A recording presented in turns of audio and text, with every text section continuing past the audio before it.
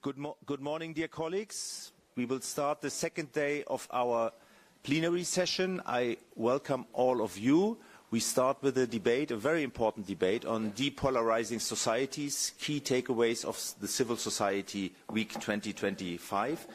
And as I said before, I'm really grateful and honored that Commissioner Michael McGrath, Commissioner for Democracy, Justice, the Rule of Law and Consumer Protection, is with us. Thank you very much, Michael, for coming. It's really a big pleasure. We had already a bilateral meeting, and we value very much your commitment to civil society engagement. Therefore, it's very important that you are here today.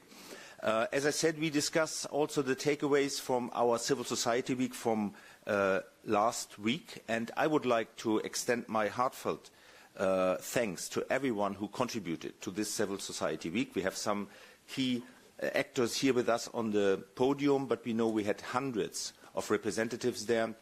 We had youth representatives there, and also our colleagues who organized and facilitated all the debates and the events. They did really a great job, and I would like to thank everybody for his and her passion and commitment. It was really, truly inspiring, and it once again demonstrated the vital role that civil society plays in shaping a more democratic, inclusive and just Europe. Over the past month, we have witnessed once again the remarkable dedication, resilience and strength of civil society.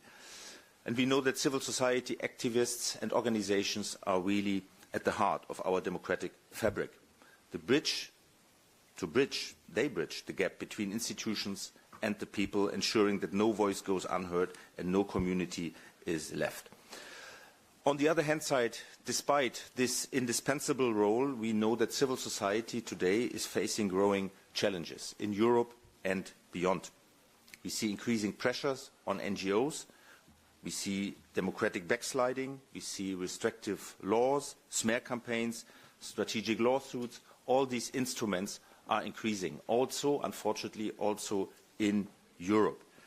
These tactics are designed to silence, discredit and weaken those who stand up for democracy, social justice and fundamental rights.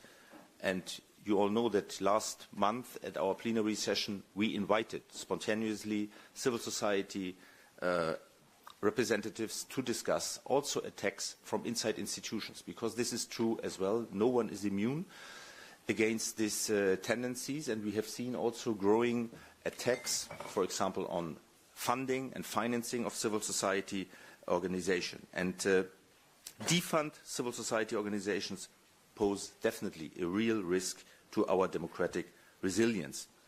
Not to speak about the attacks that come now from over the Atlantic, from the US aid. We can already see also here a concrete impact also on civil society organizations in Europe. But despite all these challenges, the civil society remains a powerful force for positive change. And this is also why we, the EESC, stand firm in our commitment to defend, protect and empower civil society. As the House of European Civil Society, we will not be passive observers. We will actively push back against efforts to weaken civic space. And this also starts here in our House. When it comes to stepping up engagement with civil society, the EESC is and must be a key interlocutor. And I say this because we have done a lot of efforts in the last years also to make this House more inclusive, more open, and to provide also a convening space for civil society. I'm proud of this, and I think with this strategy, with this approach, we can really play a key role. And once again, I'm honored to welcome our distinguished guest speakers who will contribute to today's discussion. Once again, we are really privileged to have you, Michael, with us today. As we look ahead, I reiterate that the EESC must be a key partner with the European Commission in developing the civil society platform, ensuring a structured and inclusive dialogue that strengthens civil society's role in shaping European policies. This platform, set to be launched between July and September, must foster complementarity rather than duplication, strengthening the role of the EESC in amplifying civil society's voice at European level. So we have here also today our distinguished guest, Brikena Xhomaqi, the co-chair of our liaison group in the EESC. We have Kristýna Bulvasová, the youth representative from EESC. This is a special pleasure to have you here because I witnessed the EESC event 2 weeks ago. It was really inspiring, I have to say. And I'm also grateful that Richard Vaško from the Slovak Debate Association is with us, this year winner of the Civil Society Prize. Great project that you will present later on. So today's discussion is an opportunity to reaffirm our shared commitment, and the work does not stop here. We must continue to stand together to resist division and to build a Europe where civil society thrives. Because when civil society is strong, democracy is strong. And therefore, without further delay, I will give the floor to the Commissioner, Michael McGrath. Please, the floor is yours. Well, thank you very much, President Oliver. Good morning, colleagues. It is a genuine pleasure to be with you all here today, and in particular following on the back of the successes of the Civil Society Week. And I want to thank each and every one of you for your contribution to civic discourse within the European Union, to the work of your committee under the leadership of Oliver. So thank you so much for the opportunity to be here. And during the Civil Society Week, we were once again reminded of the crucial role that civil society organisations and human rights defenders play in supporting the unity of communities across our Union. The subject of today's debate is the polarisation of our societies. This is a genuine concern and has many causes. I believe that one contributing factor is the increasingly unstable and unpredictable geopolitical context, and our President has just referred to it in his preceding remarks. Life has become more complex and in many respects more uncertain for many European citizens. The COVID pandemic laid bare some of the inequalities in our societies.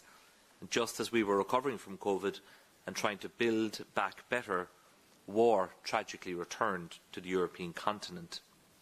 Climate change remains a major challenge, with increasingly frequent extreme weather events across our member states, all too often with devastating effects and indeed loss of life.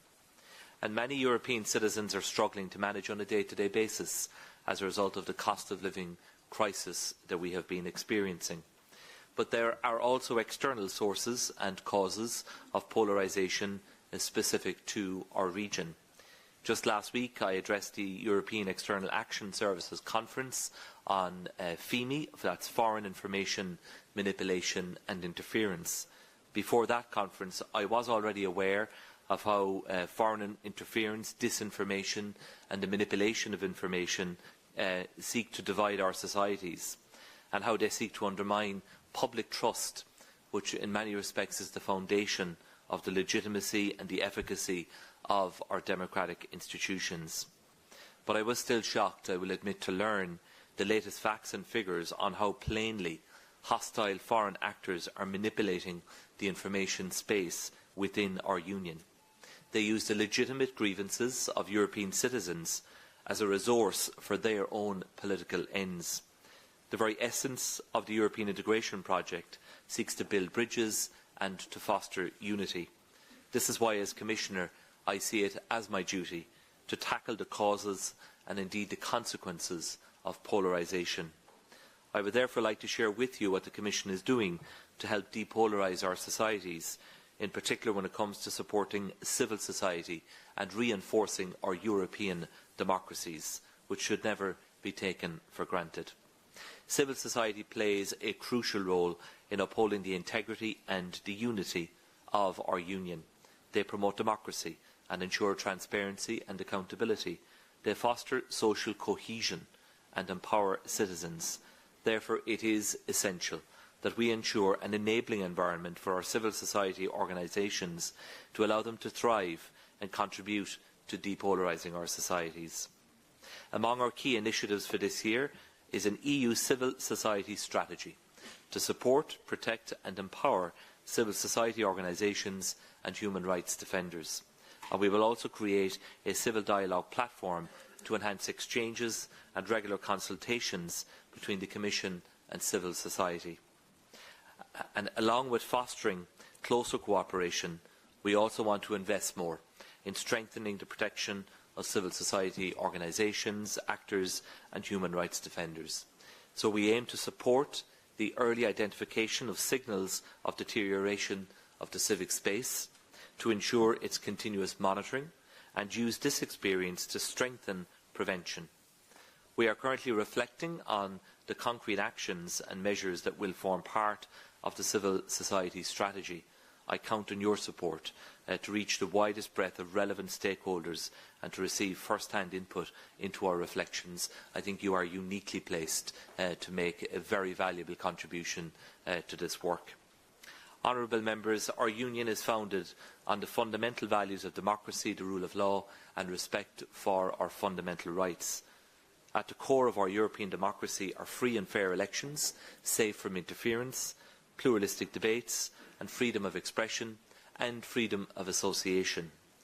But more and more we see that our democratic systems face multiple threats, both from domestic and external factors. We witness polarisation that presents profound challenges to our democratic values, processes and institutions. European democracy can never be taken for granted. Recently, our Union has faced interference and distortions in the information space, both online and offline. Hostile foreign actors have been attempting to impact the integrity and outcome of European electoral processes and also to damage public trust in our democratic values, processes and institutions. These hostile acts are also linked to a wider context of hybrid campaigns with significant security implications for the EU and its member states. And this is why the Commission is preparing the European Democracy Shield, an important initiative which I have the privilege to lead the work on within the Commission. It will be a strategic framework to better protect and promote democracy and strengthen our democratic resilience within the EU. It will be underpinned by several initiatives to reinforce public trust in democratic values, processes and institutions, and depolarisation is part and parcel of reinforcing public trust.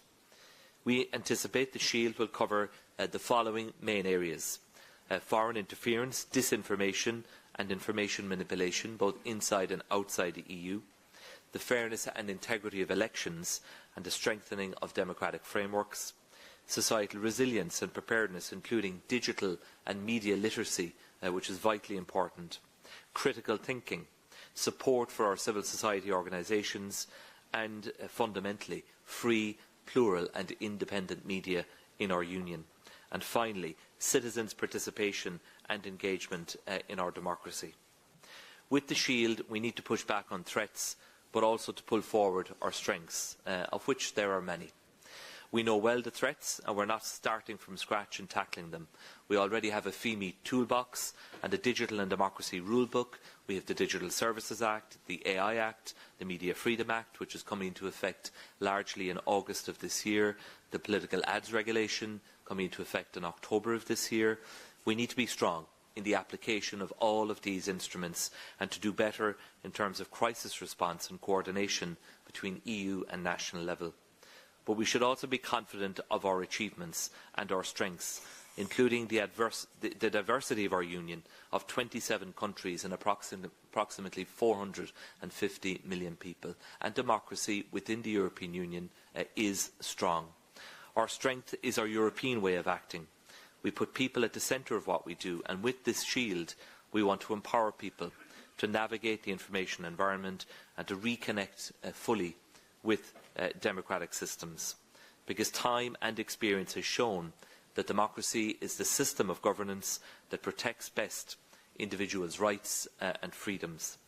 Citizens should feel empowered and represented by their institutions and the elected political representatives, and they should feel that their aspirations are taken into account when policies that affect them are formulated. If we can achieve this, we can tackle many of the causes and the consequences of polarisation. If we achieve that, we will succeed in bringing our communities, societies and union closer together. And whatever we do, we know that the engagement of civil society organisations will continue to be crucial, because their role is at the bedrock of our democracy within the European Union. it is with these essential elements in mind that I thank you so much once again for the opportunity to be here, and I do look forward to your contributions across this session this morning. Thank you all very much.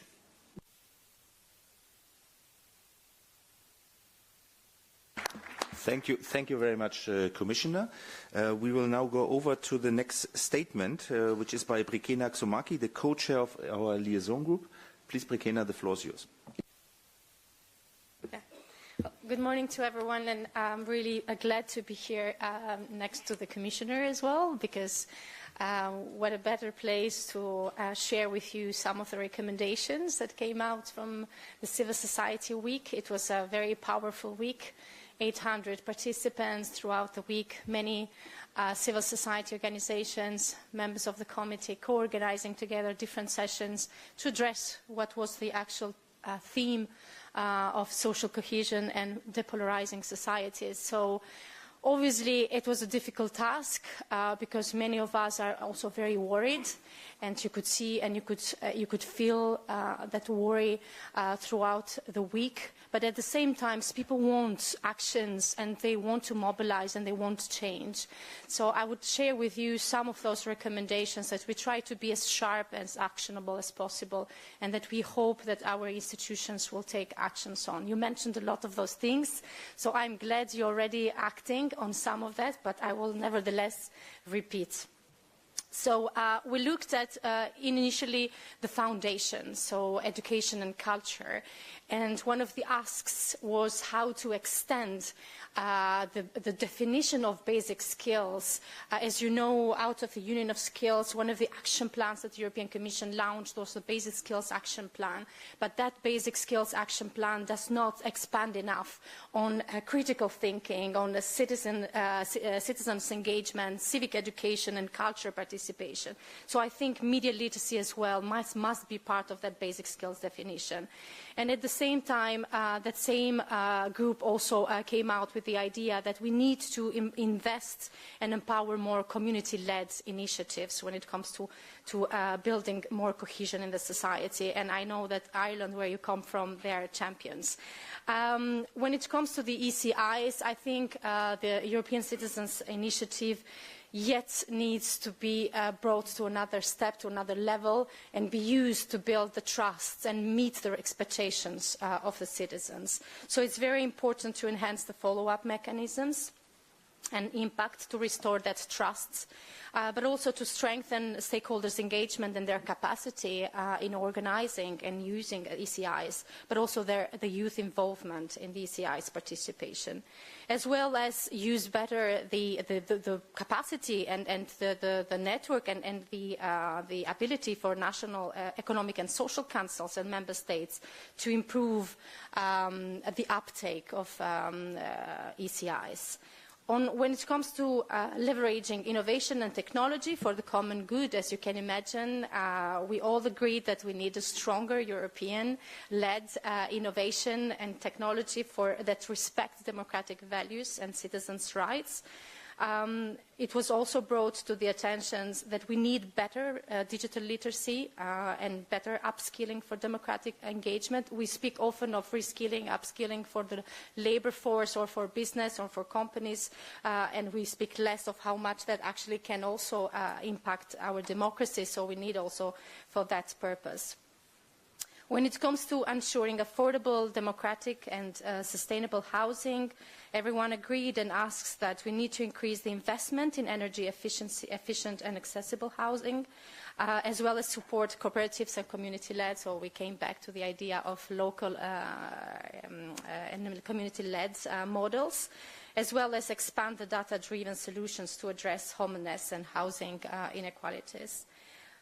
We also discussed how to invest and advance a just transition, a green-blue growth, so how water resilience can be part of that, can become also a priority, but also how to use the Blue Deal as a way forward in increasing, in advancing our just transition.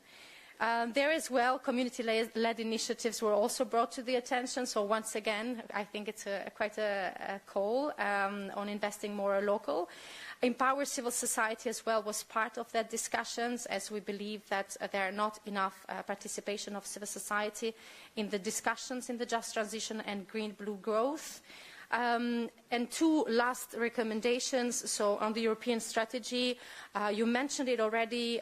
We are looking forward to it. The civil society platform will be the first step, but we need to be in the driving force. We need to be part of the implementation and the co-designing. So we will really hope to have that role. And I think what is important to mention on funding as well, especially what is happening now, we need an MFF, we need an EU budget that stands behind civil society, and it gives not only responsibilities, but also the means and the resources for them to act on their role. Thank you.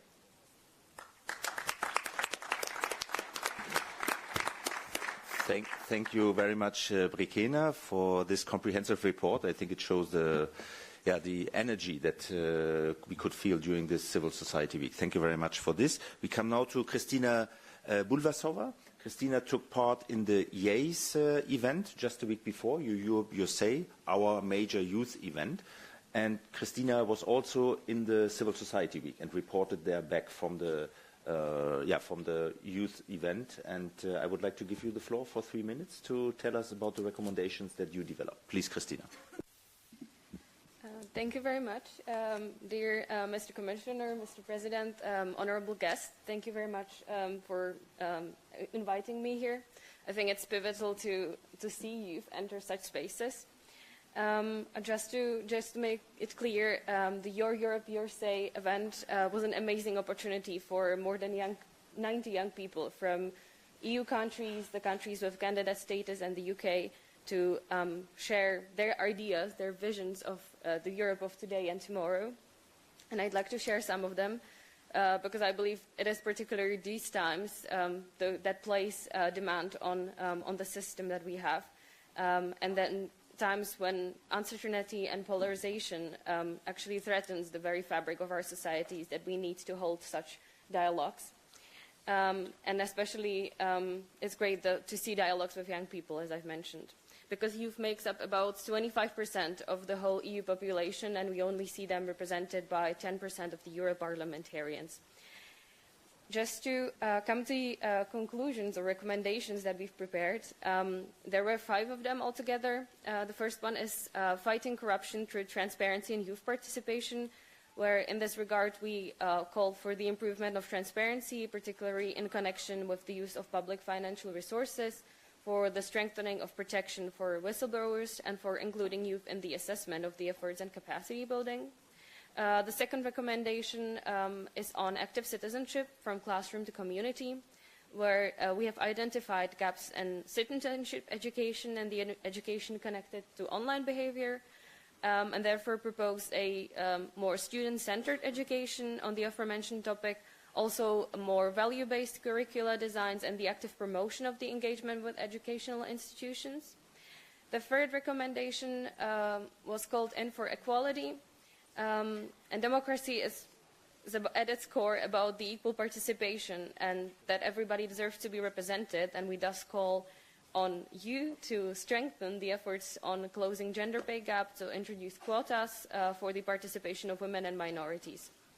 The fourth recommendation, youth deserves a seat. As already mentioned, we are crucially underrepresented, and the key actions that need to be taken are concerning lowering the voting age, supporting also the local and regional youth councils, introducing youth quota, and ensuring more sustainable NGO financing, because as we've seen already during the Civil Society Week, a lot of the NGO work is connected to youth participation and youth capacity building. And the fifth and last recommendation is on developing a more coherent climate change strategy, because we believe the EU should take a more concerted approach to tackle this immense challenge. And one of the key steps in this would be to depoliticize this topic, as it is the major driver of today's discord. And we should also, moreover, strengthen some cross-border mechanisms of combating extreme weather situations, or enshrine the right to live without the adverse impacts of climate change. And just to finish it up, I would share one more message, or takeaway, which is that young people actually are today the drivers and agents of change, but we really need to see tangible impacts, and we we are looking forward to seeing that with the EESC and EU institutions. Thank you very much. Thank you very much. Thank you very much, Kristýna. Colleagues, we agreed that in this first block we will have now interventions from EESC group representatives, and we will start with an intervention from Franca Salis-Madinier for 2 minutes. Please, Franca. Je vais parler en français. Bonjour, merci Président, et bonjour Messieurs les commissaires. J'ai participé à l'animation d'un atelier sur la transformation numérique. Et donc, il y avait quand même un titre qui était très important, c'était augmenter la participation pour une cohésion et pour renforcer les démocraties et nos démocraties. Il y avait beaucoup de jeunes à la table ronde, donc ça c'était quand même un très bon signe, des jeunes qui avaient aussi intégré les marchés du travail. Alors, il y avait 2 messages importants. La participation crée la cohésion, réduit les fractures de nos sociétés et renforce nos démocraties. La participation crée de la confiance dans cette technologie rapide, puissante et souvent opaque qu'est l'intelligence artificielle. Donc, il y avait des recommandations importantes. Donner l'exemple en adoptant et promouvant des technologies numériques développées en Europe. Nous connaissons aujourd'hui tous les risques géopolitiques et les impacts de l'idéologie américaine. Et inclusif, donc un cadre inclusif. Et je vais prendre un exemple. Aujourd'hui, la DG Employment est exclue de la gouvernance sous la régulation de l'intelligence artificielle. Et donc, nous demandons plus l'implication des parties prenantes, et en particulier, moi je suis syndicaliste en France, une participation accrue aussi dans le monde du travail signifie qu'il y a une discussion, un dialogue social avec les partenaires sociaux qui sont impactés par ces changements et qui ont besoin d'être associés aux politiques qui sont faites. La nécessité donc de régulations aussi claires, adaptées, explicites pour protéger les gens et les travailleurs et l'importance, ça a été dit, de la formation dès le plus jeune âge, mais aussi au travail. Merci beaucoup, commissaire, pour votre écoute. Merci beaucoup, Franca. Next speaker is Pietro Barbieri. Good morning, thank you, Chair. I will speak in Italian. Caro commissario McGrath, stimati oratori, è un piacere avervi con noi alla plenaria. Oggi parlerò a nome di Seamus Boland, presidente del gruppo dell'organizzazione società civile, che purtroppo oggi non potrà partecipare. Vorrei fare eco alle raccomandazioni che abbiamo sentito oggi da Brikena Xhomaqi. Dobbiamo costruire una forte strategia europea per la società civile. La società civile è il motore della nostra società. Le organizzazioni della società civile fungono da reti di sicurezza locali. Allo stesso tempo sono fattori chiave per la democrazia e i diritti fondamentali, come giustamente ricordava il nostro Presidente Oliver Rock. È quindi con grande interesse che abbiamo preso atto dell'annuncio della strategia per sostenere, proteggere, potenziare la società civile, per istituire una piattaforma della società civile. In coordinamento con il Presidente del mio gruppo, Seamus Boland, concentrerò le mie osservazioni su 2 punti. Il dialogo civile dovrebbe essere costruito sulle strutture esistenti e riunire tutte le parti interessate. In primo luogo, quando si crea una piattaforma della società civile, non dobbiamo partire da un sito vergine. Il CESE deve essere coinvolto fin dall'inizio. Vorrei solo citare 2 esempi del nostro lavoro. Più di 20 anni fa il CESE ha creato un gruppo di collegamento, una struttura istituzionalizzata unica per il dialogo con le reti europee. Allo stesso tempo il CESE è un canale diretto con la società civile nazionale. Ritengo che in questa sede vi sia un potenziale non sfruttato. Ad esempio, ogni anno il CESE potrebbe facilitare un ampio processo di dialogo che confluirebbe nel contributo del CESE al programma di lavoro annuale della Commissione europea. Se vogliamo rafforzare il dialogo civile, dobbiamo avere una visione d'insieme di ciò che sta già accadendo. Per questo motivo il nostro gruppo ha avviato una mappatura del dialogo civile. La nostra speranza è che questo studio possa sostenere direttamente il lavoro della Commissione europea. Inoltre, nell'ultimo parere di questa Assemblea, di cui sono stato io stesso relatore, il CESE chiede una strategia per il dialogo civile che potrebbe sfociare in un accordo interistituzionale. Questo mi porta al secondo punto. I progressi di questa strategia e di un potenziale accordo interistituzionale devono essere il risultato di un processo condiviso. Per questo motivo il mio gruppo ha chiesto la creazione di un gruppo di lavoro con la collaborazione del CESE che coinvolga tutte le parti interessate, le organizzazioni della società civile e le istituzioni europee.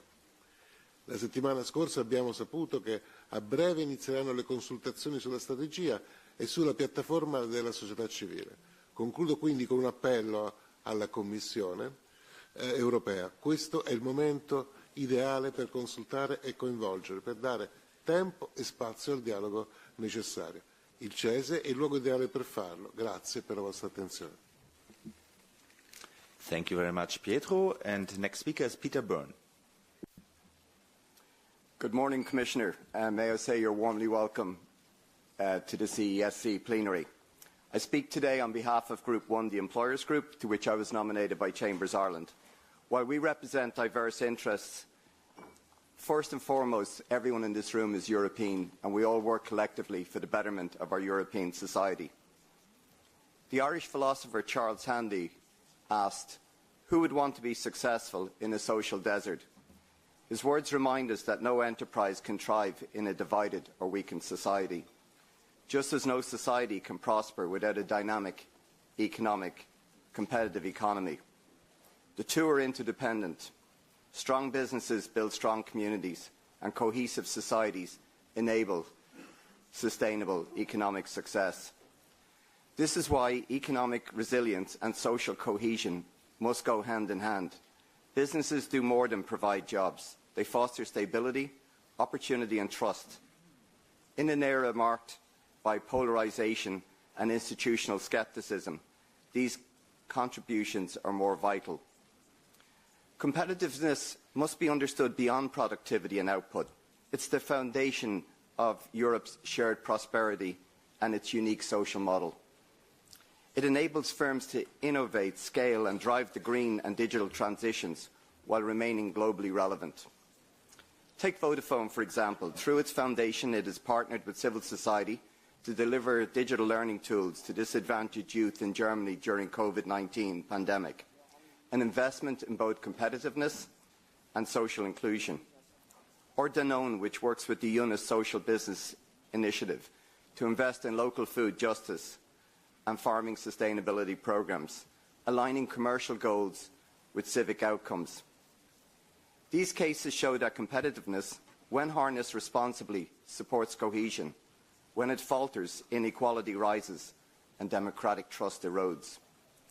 This is why the Employers Group supports initiatives like Civil Society Week, and we call on all businesses to be active contributors through funding, partnerships, civic education and ethical practices. Consider IKEA's collaboration with the Jordan River Foundation, which empowers refugee women through employment, combining business innovation with social integration. We must not see business as a passive observer of civil society. We are, as the business community, essential partners. A strong, inclusive economy underpins all else, and if that erodes, everything above it does too. I will now close with an Irish expression, Ní cheart go cóir le céile. There is no strength without unity. Commissioner, your work is vital to us all. As employers, we stand ready to contribute to your success because the future of Europe depends on it. Thank you. Thank you very much, Peter. And last speaker for 1 minute is José Antonio Moreno Díaz. Good morning. Thank you very much. I'm going to speak in Spanish. En primer lugar, gracias, señor comisario, estimada Brikena. Quiero recoger las palabras del señor Robke en el sentido de que ustedes pueden contar con el compromiso activo y efectivo y real del Comité Económico y Social, porque este Comité Económico y Social fue vanguardia en la conciencia, en la necesidad de defender y reivindicar los derechos fundamentales y el Estado de Derecho. En el año 2018 creamos un grupo específico de trabajo sobre eso, incluso antes que la Comisión decidiese tener un informe anual sobre Estado de Derecho. Por lo tanto, pueden estar seguros, pueden estar tranquilos del compromiso real. Y segundo elemento que quiero añadir una reflexión. La polarización no es casual. No podemos ser inocentes entendiendo la polarización como un hecho anecdótico. La polarización es un instrumento político. Y es un instrumento político que están utilizando los grupos y partidos de la extrema derecha, tanto en el Parlamento Europeo como en los diversos Estados de la Unión, para dividir a la sociedad y comprometer los valores democráticos. Muchas gracias. Thank you very much, José Antonio. Thank you, colleagues, for all your comments. We are coming now back to the Commissioner for his replies. Please, Michael, the floor is yours. Well, thank you, Oliver, and thanks to all of our speakers this morning for, in such a short period of time, succinctly summarising many of the key takeaways from the Civil Society Week. And from looking through the paper that has been produced, looking at the next steps for more cohesive societies, it is an amalgam of the contributions of 800 people across your Civil Society Week. So I want to warmly congratulate you on that initiative. There is some very good material in the outputs that you have created as a result of your combined and collective efforts. So I want to acknowledge that and thank you for that. A few important points jump out at me. One is the need to invest in our democracy. It is like anything in life. It is like any relationship. It's like any piece of infrastructure. It's like any support. If you do not invest in it and continue to regenerate it, then it will fall into disrepair and decline. So we have to invest in our democracy in every way across the European Union. And that means investing in our civil society and our civil society organisations. So when it comes to the next EU budget, the next MFF, and work is already underway, we will need to ensure that civil society is strongly supported through, for example, the SERVE programme, which supports many thousands of civil society organisations throughout Europe. And I will certainly make that case and argue it strongly, and I know that I will have your full support in that regard. The other point is that I think polarisation and disenchantment all kick in where people do not feel a sense of ownership in their own society and in their own democracy. So the more ways that we can identify and involve people in our democratic processes, I think that is the best bulwark against polarisation and against the disenchantment that can lead to others taking advantage of people not feeling that they have a sense of ownership and not feeling that they are involved. I think having good public services across the European Union is vital, because without good public services such as housing, it will feed into the narrative that others will seek to exploit. And I think the point that has been made about a strong economy, about economic opportunity, because if people feel a sense of hopelessness and they feel that there is no future and there is no opportunity, that is very damaging and corrosive in terms of public trust in our democratic institutions as well. To Brikena and to Kristýna, thank them so much for your contributions. I recently held a youth dialogue in Dublin. We're all required, every European Commissioner, to hold one in the first 100 days. And looking at your recommendations and your next steps, they're very consistent with the young people that I met who spoke so passionately about democracy, about wanting to be involved, and they gave us very clear messages about how that can be facilitated and how that can be encouraged. So thank you very much for all of your work as well. And the final point I want to make is to reassure you that the work we are about to undertake on civil society will not be about duplication. I strongly believe in harnessing and utilising the resources we already have, and I'm looking at the best resource that we have within our structures. So thank you for your willingness and indeed your determination to be part of the civil society strategy and indeed the platform. And I will give very careful consideration, and I will engage with your President on the best way to structure that and to make maximum use of this incredible resource that the EESC represents and is.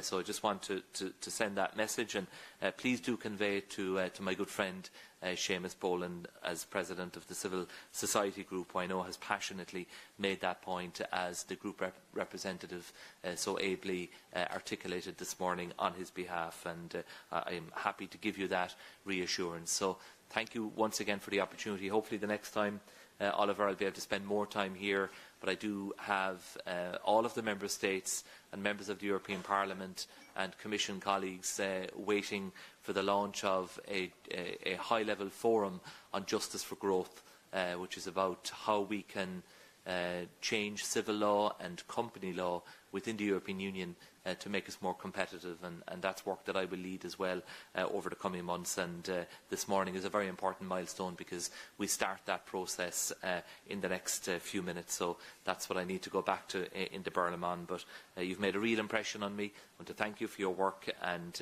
this is only one step in a process of ongoing engagement that I'm happy to commit to. So thank you very, very much.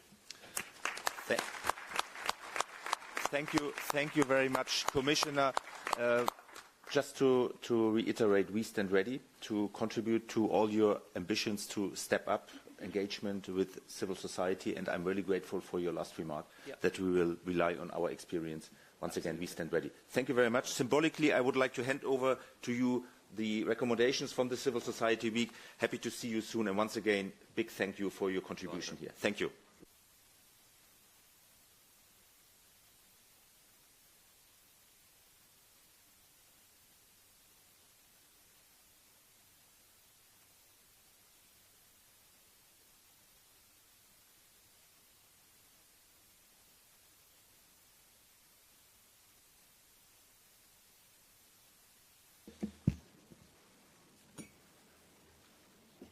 Dear colleagues, after this, I would say, very encouraging words from the Commissioner, I have to say it was very important that he emphasized the role, the crucial role of our committee in the upcoming activities, civil society strategy, but especially for the platform. I think we should really appreciate these remarks. We will continue now, as I said before, with Richard Waschko, the winner of the Civil Society Prize 2025.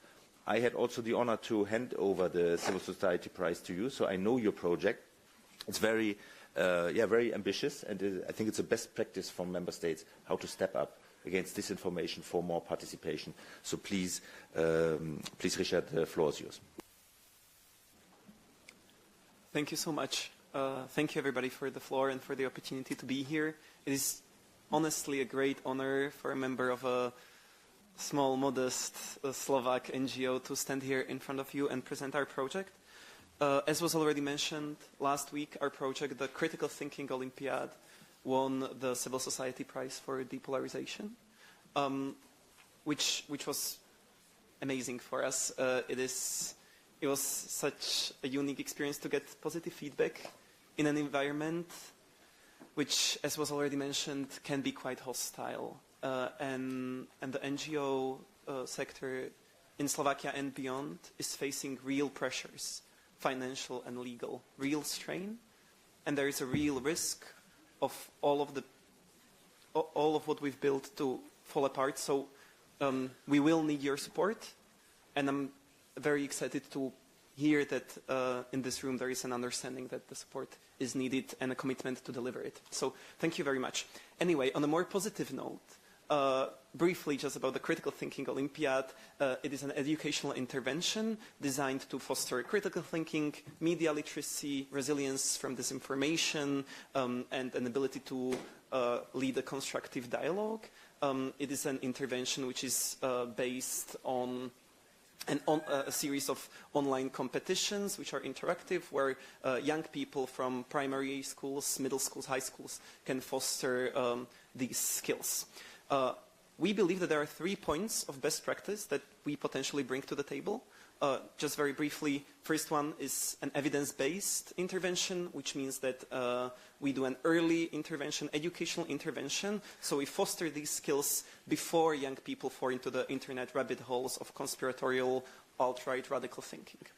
Second, we want a scalable intervention, which is accessible to all, which we achieve thanks to all the online platforms and online tools which are currently accessible, including AI, which we've used to scale our project, and we're currently reaching 18,000 students from over 500 schools in Slovakia. And lastly, and most importantly, we want an inclusive intervention, which is free and accessible for all. In order to depolarize, we need to reach the other pole, we need to reach beyond our bubble, which is something that the Critical Thinking Olympiad is attempting to do. We see this model working, and we want to take it on a European level, but for that we will need a stable, safe, predictable environment in which NGOs can grow. Thank you very much. Thank you very much, Richard. We come now to the general debate with EESC members. We start with Killian Lohan. Please, Killian. Thank you, President, and thank you to the colleagues for all the interventions and the guests that we have here today. I was very pleased to hear the Commissioner actually mention in his closing remarks there how much he values the EESC, and indeed he did say that we are uniquely placed. I think it's important in our plenary sessions to remember that nowhere else do we bring together, on the one hand, the social partners, and on the other hand, civil society organisations, and then to have these important links that Pietro Barbieri referred to with the liaison group and flagship events such as Your Europe, Your Say. So I really wanted to congratulate all of the team for bringing these different elements together for a debate today. And the important thing for us, I think, is to remember that as an institution, as the EESC, we bring these stakeholders together in a better way than anyone else, I believe. And I think we have concrete results to show that, and we have built trust with different stakeholder groups and civil society organisations as a result. And that's down to the work that we've done across the committee on with youth organisations, on circular economy, and indeed with the Civil Society Week. And I would like to hear from the guests how they see us strengthening those ties even more, because for me, the added value we bring is that these other stakeholders that we connect with trust us, because they can see that we take the content from these different interactions and actually do something with it. And today's plenary debate on this, I think, is a very practical example of how we're doing that. We have the guests in the room, we have them at the front table with you, President, and we're listening to the actual output from the debates that we have. So I think we have a very strong platform to build from that and to be part of this conversation going forward, and I'd like to hear how we can do even more in this space. Thank you. Thank you very much, Killian. Next speaker is Sandra Paty. Good morning. Hope the camera finds me here behind that thing that is blocking my view for the table there. Thank you very much for the possibility to also participate in this debate. I had the pleasure of also participating in last year's Civil Society Week, and I find this is important to have these type of conferences and events, and indeed the EESC is the place to have that. We are really the ones that have the links, the contact, the possibility to reach organizations across the EU from all different parts of the society. So unlike another conference that was organized here by the Commission, we aim to not overpromise and then underdeliver or even create disappointment amongst the civil society actors, because that, as we know, leads to frustration, leads to disengagement, or even to polarization, radicalization. So people need to experience that they have agency in their lives, that they also have agency in their political systems, in their work. But the conferences alone won't deliver that. The recognition is absolutely key, the recognition for the work, the ideas, that, for instance, also young entrepreneurs are providing.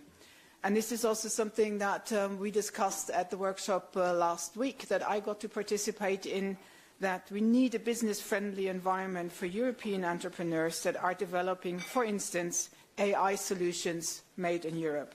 These bright and innovative entrepreneurs are the ones we need in Europe. They are the ones that are creating jobs, they are attracting investments, and they are then the foundation for our future prosperity and also for the social cohesion that we need to avoid the polarization that we experience. So, as the Commissioner was saying, there is some legislative work that is coming up that should help also entrepreneurs to become more faithful in Europe again, to be active here, to develop their ideas here, to create their businesses here. So this is what we need also as part of a civil society movement to really support young entrepreneurs, support the ones that come with the ideas to find solution to things that we are struggling with. To address this, I also believe that the upcoming startup and scale-up strategy for SMEs, but also others, is a good frame to take this up, and I very much hope that we in this House continue providing the frame for all these organizations to be heard and to be visible. Thank you. Thank you very much, Sandra. Next speaker will be Isabel Caño. Sí, muchísimas gracias, presidente. Y, bueno, agradezco tener la oportunidad de tomar la palabra en este debate. Yo no he participado directamente en la parte de la Semana de la Sociedad Civil, pero sí que he estado asociada a la iniciativa anterior, la Iniciativa para la Juventud, EESC, que no es la primera vez que realizamos en este comité. ¿Qué nos dicen cada año los jóvenes? Los jóvenes cada año nos dicen que quieren cambios, pero sobre todo nos dicen que quieren tener cauces de participación para este cambio.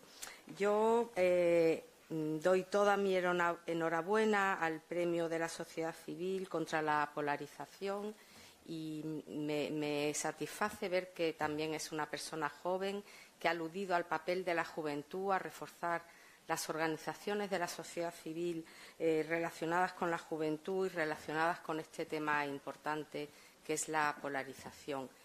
Pensamiento crítico contra la polarización, y esto nos lo han demostrado durante 2 días todos los representantes y las representantes de los 27 Estados miembros, de los 9 países de la ampliación e igualmente del Reino Unido. Nos han hablado de una profundidad, y con un conocimiento tremendo de cuestiones laborales que nosotros mismos podríamos plasmar en cuestiones legislativas. Nos han dicho que hay que conseguir la igualdad, que hay que eliminar la brecha salarial, que hay que tener cuotas de género, cuotas para la juventud. Creo que es una actividad, la sociedad civil tiene que ser responsable con la juventud, darles este cauce de participación. El futuro y el cambio no se hará sin ellas y sin ellos, y agradezco una vez más este esfuerzo tan grande que se hace por parte de los equipos de la comunicación para traer al comité, que es la Casa de la Sociedad Civil, a 90 jóvenes cada año. Gracias. Gracias, Isabel. Thank you very much. Next speaker is Alessandro Mostaccio.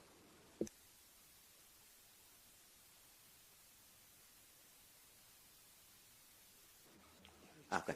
Thank you, President, for the floor. I will speak in Italian. Premetto che parlo dal punto di vista dei consumatori, rappresentando in questo comitato le associazioni dei consumatori italiane. Ebbene, se il nostro scopo è quello di attenuare le fratture nella nostra società, e io penso in particolare anche a quelle economiche e non solo a quelle culturali di polarizzazione, dovremmo intervenire con forza per ridistribuire le ricchezze e diminuire le diseguaglianze. Purtroppo, fino a quando l'Unione Europea non avrà competenze vere in materia fiscale, dobbiamo per forza trovare altre soluzioni che siano realmente azionabili, anche se non di matrice economiche. Tra queste c'è quella di dimostrare ai cittadini europei che è possibile democratizzare il mercato, disciplinarlo e renderlo più trasparente e rispettoso dei diritti dei cittadini consumatori dell'Unione Europea e dei lavoratori delle filiere globali. Introdurre giustizia equitante nelle filiere di approvvigionamento globale, permettendo ai consumatori di scegliere consapevolmente cosa acquistare e ai risparmiatori di investire, se vogliono, in maniera sostenibile e responsabile. Ebbene, questo obiettivo è stato portato avanti con forza nel primo mandato della Commissione von der Leyen. Adesso stiamo assistendo a una pericolosa retromarcia. Siamo sicuri che i consumatori la capiranno e la apprezzeranno? Aiuterà a colmare questo divario? Grazie. Grazie, thank you very much. Next speaker is Alberto Marchiori. Funziona? Pronto. Grazie Presidente. Mi pare che il tema che è stato affrontato oggi, cioè come porre rimedio alle fratture della società civile, no, sia un tema molto ampio. E io cercherò di interpretare una parte di questi problemi, no? Che sono veramente moltissimi, ma spesso possono essere causati dalle condizioni di vita dei vari soggetti ed in particolare dall'ambientazione di tipo edilizio urbanistico ed ambientale nel quale vivono queste persone. Ecco, l'assetto delle città e la cucitura delle periferie svolgono un ruolo molto importante nella crescita, soprattutto dei giovani, nella crescita anche della criminalità, della delinquenza. Ho sentito fare un accetto anche da parte dell'Unione a uno sviluppo delle case popolari. Ecco, ma le case popolari non possono diventare dei ghetti. Le case popolari, le case alle quali hanno diritto tutti, devono essere dei luoghi accoglienti. Ci deve essere il verde, ci deve essere un'ambientazione, perché tutto questo è provato scientificamente, condiziona la crescita delle persone. Pensate, non prendetemi per un visionario, che persino gli animali vengono influenzati dall'ambiente nel quale vivono. Io ricordo sempre un mio cliente che aveva creato una stalla in montagna e per far produrre di più le vacche aveva messo i fiori e la musica nella stalla. Ecco, questo per dire che servono strutture sportive, servono strutture culturali, la città è un luogo importante. L'Unione Europea dovrebbe occuparsi di più di queste tematiche. Oggi non è un tema principale dell'Unione Europea, l'agenda urbana viene, come dire, è valutata in parallelo a tutte le altre materie specifiche dell'Unione Europea, ma la crescita, la nascita di questi problemi che sono sempre più forti, soprattutto col fenomeno dell'immigrazione. Non possiamo continuare a creare ghetti, dobbiamo favorire l'integrazione soprattutto mescolando le abitazioni. Basta Chinatown, basta luoghi per immigrati dall'Africa. Vogliamo integrarli, allora l'Unione Europea incominci a partire da queste basi che sono secondo me estremamente importanti. Grazie. Thank you very much. Next speaker is Miroslav Hajnos. So, dear President, thanks for the floor. I'm here. I will be speaking Slovak for these moments. So, milí kolegovia, v súčasnosti veľké percento Európanov vníma spoločnosť ako rozdelenú. A práve naša úloha občianskej spoločnosti je dôležitejšia než kedykoľvek predtým. Rozdeľujú nás dezinformácie, digitálny populizmus, rastúci tlak na IT zručnosti a rastúci vplyv influencerov. O to viac potrebujeme hľadať spôsoby, ako posilniť dôveru, súdržnosť a záujem ľudí o demokraciu. Nedá sa mi zase pripomenúť ako minulé, že veľkú úlohu zohráva internet. Za posledných 40 rokov sa nám otvoril svet, ale zároveň zmenil spôsob, ako vnímame pravdu. Čoraz ťažšie rozširujeme medzi faktami a manipuláciou a dnes, keď prichádzajú nové nástroje, ako je umelá inteligencia, ktoré dokážu vytvárať úplne presvedčivé ilúzie. Je to ešte náročnejšie. Preto musím spomenúť fúzi množiny z matematiky. Už nemáme pravdu a nepravdu, ale približujeme sa, čo je pravda a čo je nepravda. A je to veľmi nebezpečné. Aj preto musíme viesť Európanov k tomu, aby internet používali zodpovedne a kriticky. Na internete majú mať informácie rôznu mieru dôveryhodnosť. A to sa dá rozoznať len vďaka vzdelávaniu a schopnosti kritickému mysleniu. Preto som veľmi rád, že práve Slovenská debatná asociácia získala hlavnú cenu Európskeho hospodárskeho a sociálneho výboru. Ich olympiáda kritického myslenia je krásnym príkladom toho, ako sa dá cez vzdelávanie a dialog budovať odolnosť voči manipulácii a polarizácii, ale takéto olympiády potrebujeme pri všetkých generáciách. To je naša výzva. Ďakujem pekne. Thank you very much, Miroslav. The next speaker is Bajba Miltovica. Good morning, dear President. Good morning, members.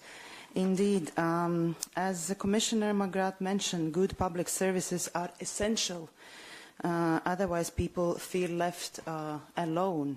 And this is a good ground for polarization.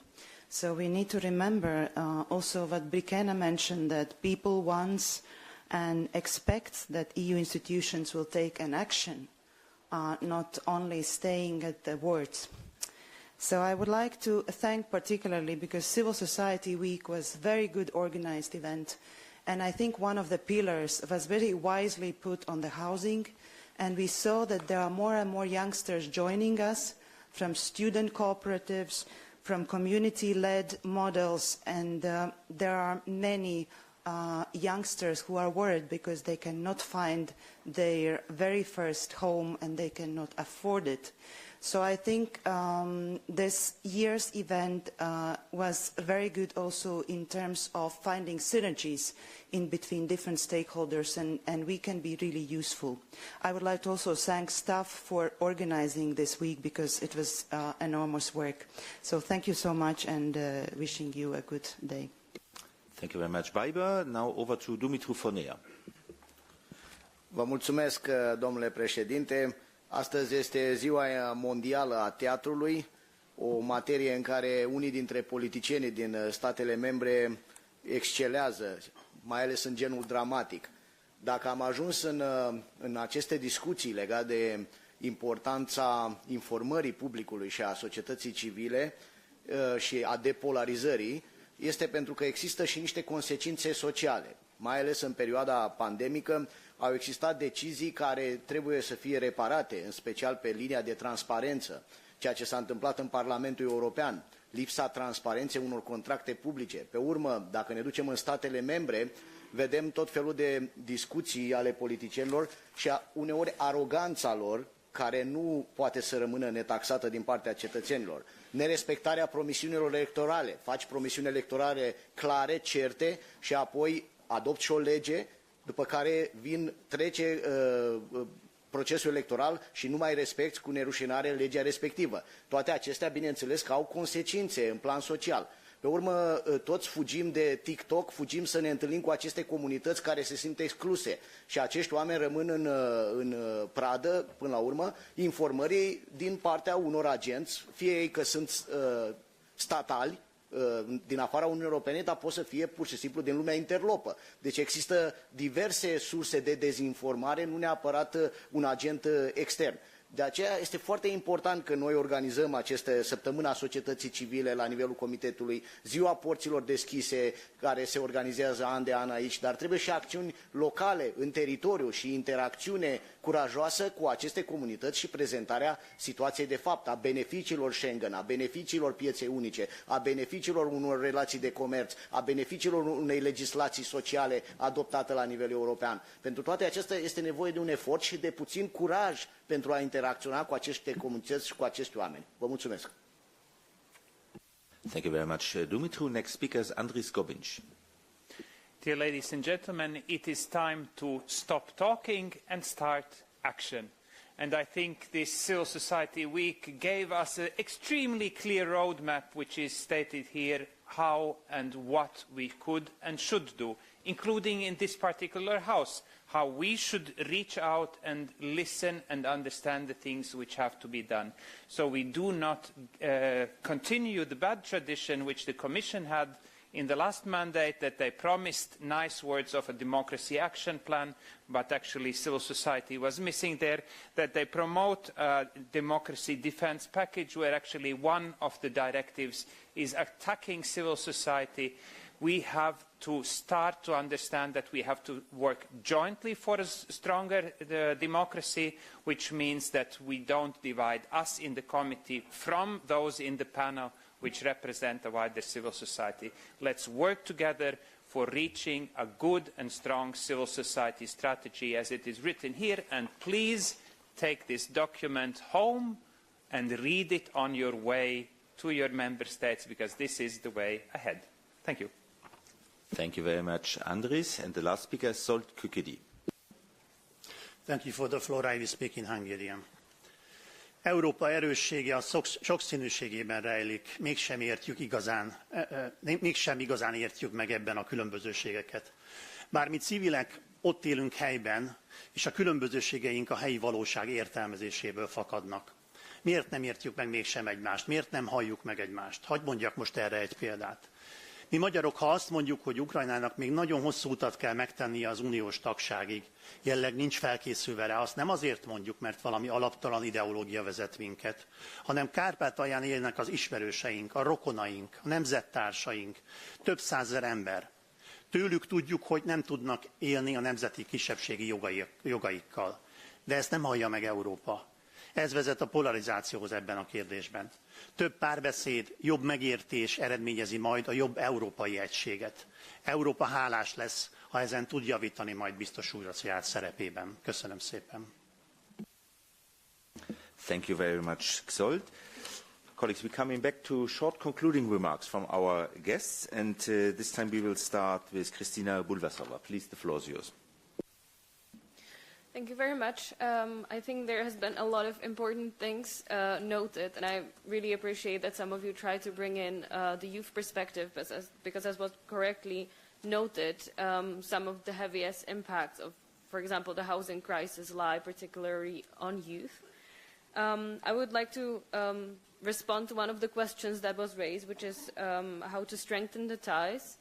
And one of the key aspects, I think, would help in this regard would be to actually even invite more youth-led organizations to the Civil Society Week, because I believe it is sometimes difficult for these organizations that operate, let's say, in the more regional or local context to first of all, find the information about such events happening, and then getting here is another burden, because obviously some of the very local and youth-led organizations do not have the resources to physically come here to share the ideas that might be worth hearing. So that is one thing. And also, again, referring back to what the EESC has also delivered, I think there is a lot of demand for follow-up. And I think it's not necessarily only concerning the EESC, but also concerning the Civil Society Week. And I believe, hopefully I'm not speaking for, I will be speaking, I believe, for everyone, that we need to see action that will follow the recommendations that were delivered. So those are two pieces of information that I wanted to respond to the question. And one more thing about the information dividing us. I think the unprecedented problem of today's world is that we have so many opportunities, but those opportunities, unfortunately, also create the divides. This obviously is also particularly related to how we consume information and how do we use tools as AI.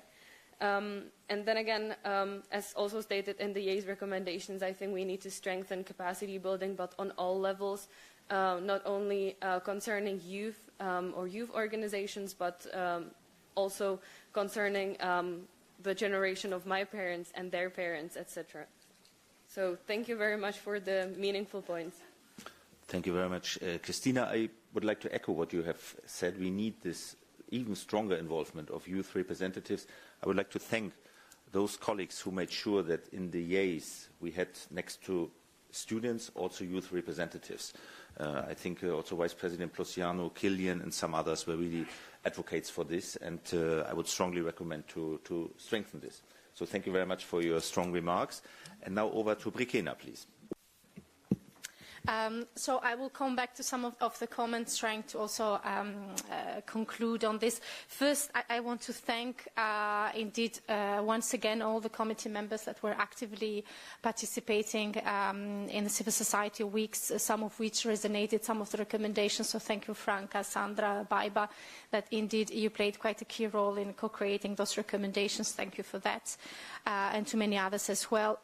Kilian, you actually touched upon what I think should be our next, let's say, a challenge, and at the same time opportunity, is to, in my opinion, we should invest even more in the Civil Society Weeks, make it an even bigger event, a much more inclusive event, an event that can be a flagship not only of the European Economic Social Committee but also the European Union. So make it a strong event where we come all together to see from local to regional, national, and European great ideas and work that we do, and make that a laboratory of ideas to strengthen and safeguard our democracy. So I really believe in that strength.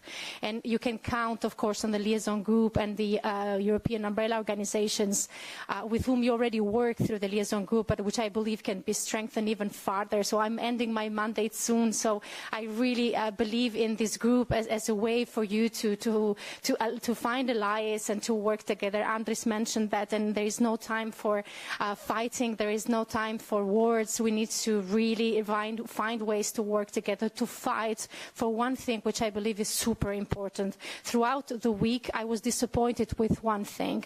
Most of the European institutions' representatives never really strongly said that they will stand behind us, not only in responsibilities, but also in means and resources that they want to disburse and allocate to civil society organizations for that work.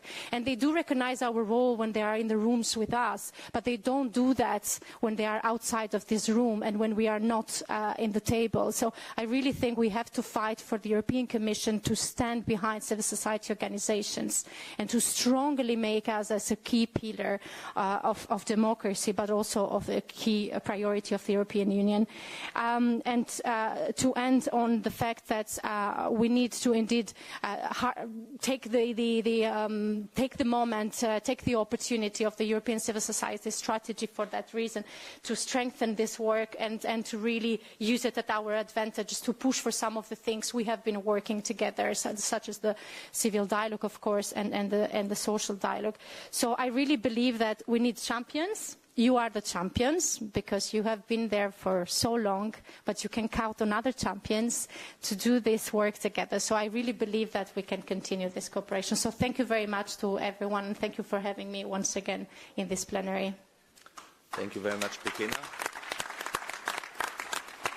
Thank you very much, Brikena. I think this was already the best conclusion that you draw, the last sentence. We will definitely continue this part. I think both champions together are the strongest voice. And I think the debate today was a strong signal, and I would really like to say we should really acknowledge what the Commissioner said at the beginning. It was a very, very important message for us that we will play a key role for the upcoming endeavours. Colleagues, I would like to thank all of you for the debate. I would like to thank our guests, Brikena, Kristýna and Richard, for your inspiring contributions. And yeah, let's keep this good cooperation. We will definitely stand ready to support you, to work with you, and to give you also the convening space in our committee. So once again, a big applause for you, and we conclude this session.